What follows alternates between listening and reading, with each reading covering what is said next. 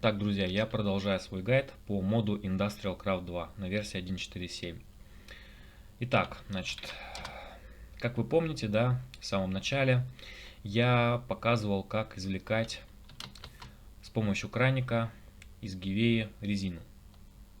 Да, то есть мы просто вот правым кликом получали, но есть один нюанс, то что вот этот деревянный краник, он со временем ломается. Вот. И хватает его обычно не очень надолго. Приходится постоянно крафтить новые краники. Такие деревянные. А что же делать, если нам как бы хочется все-таки постоянно не заниматься такой морокой? А для этого в моде Industrial Craft 2 есть электрическая версия этого краника. Вот она. Электрокраник. То есть с помощью электрокраника мы также можем добывать латекс из гивеи. Вот я сейчас это продемонстрирую. Хоп. Все. И вместо того, чтобы как бы каждый раз производить новый краник, мы можем пользоваться электрической его версией. И все, что нам необходимо, периодически просто заряжать его где-нибудь там в каком-нибудь хранилище.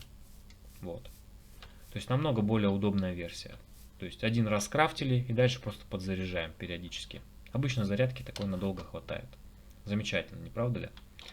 Помимо прочего, значит, у нас, допустим, есть электрическая версия мотыги. То есть тоже вместо того, чтобы постоянно крафтить какую-то новую, да, особенно если вы активно занимаетесь сельским хозяйством, вы можете воспользоваться электрической версией мотыги и также просто периодически ее подзаряжать. Так, краник мы рассмотрели. Еще есть электрический гайковерт. Он просто является аналогом гаечного ключа из этого же мода. Гаечный ключ нужен просто для того, чтобы аккуратно снимать прибор. То есть, если вы просто сломаете этот прибор, как правило, из него выпадает просто механизм. То есть он поломается, по сути. А чтобы аккуратно его снять, нужно воспользоваться таким вот ключом. Значит, Shift зажимаем левый и правым кликом снимаем. Хоп, такой вот звук. И у нас прибор выпал как такой вот блок. Все. Соответственно, с помощью электрической версии просто можем это делать спокойно, сколько угодно с подзарядкой. Вот. Кстати говоря, в этом моде еще есть кусачки. Зачем они нужны? Помните, я говорил про провода, то что лучше их использовать с изоляцией. Ну, допустим, у нас не было какое-то время резины, да, а крайне нужно было соединить какие-нибудь приборы. Окей, соединили их и потом думаем, блин, а нам надо все-таки резину подцепить, нас бьет током. Что же делать? Для этого можно воспользоваться кусачками. Вот, если у вас в инвентаре есть резина, можете, соответственно, правым кликом надеть резину на эти провода. Ну и по сути это единственное приспособление. То есть можно как-то еще снимать, но у меня что-то не получается. Не знаю. Вот. Ну такое приспособление.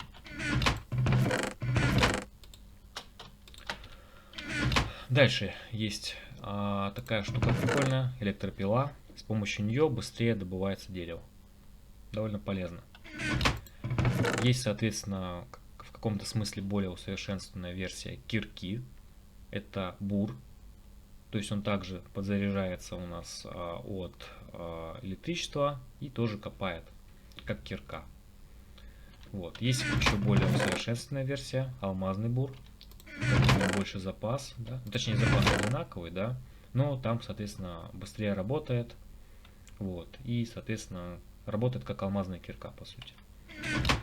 Есть еще в этом моде шахтерский лазер, но на большинстве серверов он запрещен, потому что есть там какие-то определенные баги, связанные с ним. Ну, на некоторых вроде дорабатывают, потом разрешают. Ну, какой-то особой полезности я в нем не замечал, просто он как бы впереди несколько блоков разрушает. Вот, то есть, не знаю, можно попробовать использовать его в качестве прибора для добычи ресурсов, но мне он показался не очень таким эффективным, полезным. Вот, лучше всего бур использовать.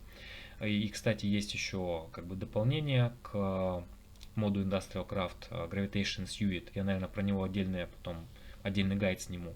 И там есть усовершенствованные версии таких вот буров, они вообще супер крутые. Они могут копать там, соответственно, в каком-то, допустим, там 3 на 3 блока. Вот, и копать очень быстро, за большим запасом энергии. Вот. Но об этом, наверное, попозже. Так, теперь рассмотрим снаряжение, которое есть в этом моде. Для начала это нано-броня. Вот. Ну, это как вид брони, да, из Майнкрафта, но более мощный. И который со временем не теряет прочность, а теряет просто энергию. И чтобы восстановить, мы, соответственно, просто также кладем на подзарядку и заряжаем. Вот. Крутая вещь.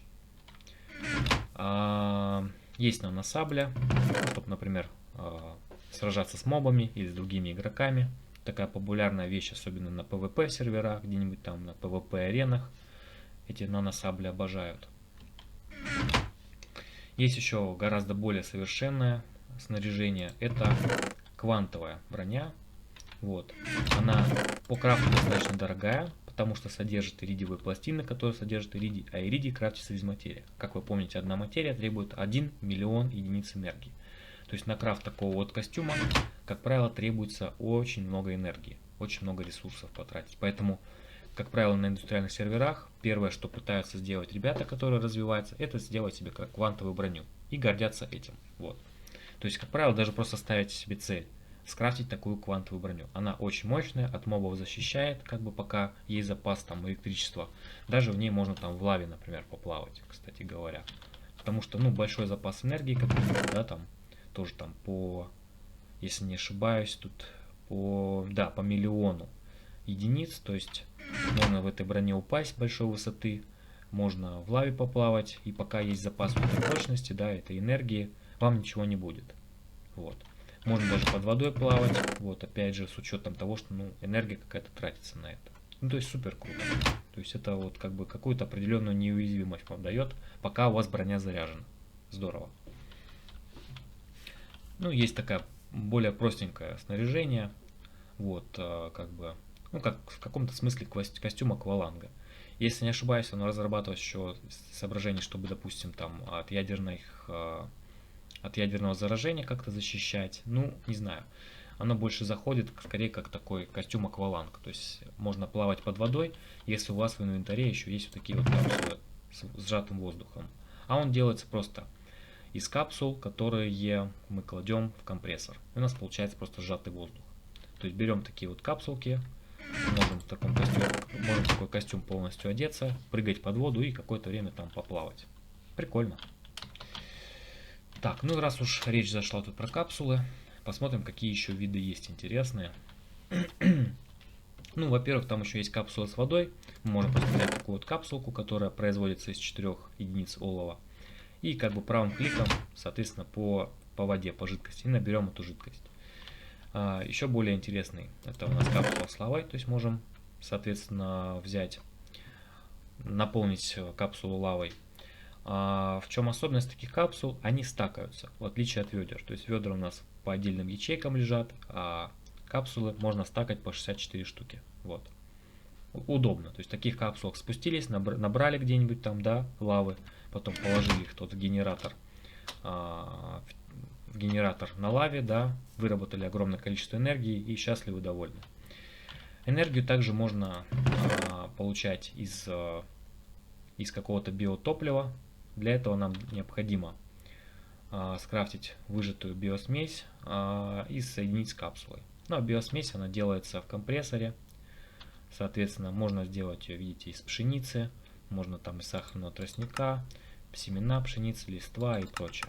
То есть, если вы занимаетесь там сельским хозяйством, у вас огромное количество такого какой-то избыточной вот этой всякой пшеницы и так далее, вы можете переработать эту биосмесь, соответственно, и дальше такую вот капсулку биосмеси получить, а из нее уже в экстракторе биотопливо. А биотопливо использовать как источник энергии. Тоже довольно здорово. Ну, честно скажу, я не видел, чтобы на серверах часто этим пользовались. Это скорее такая фишка просто, вот, не знаю, чисто по приколу можно сделать, но чтобы эффективно вырабатывать прям с этой энергию, ну, такого не встречал. Чисто как фишка такая интересная. Еще вариант такой же, вот, как бы, это с углем можно сделать. То есть, там, в несколько этапов берем уголь, сперва вот там делаем таким, сяким. Вот, угольную смесь там, по-моему, да. Потом, что там потом? Такой вот соединяем, точнее, выжатый уголь. Соединяем его с капсулой, получаем капсулу угольный. Потом в экстракторе угольное топливо.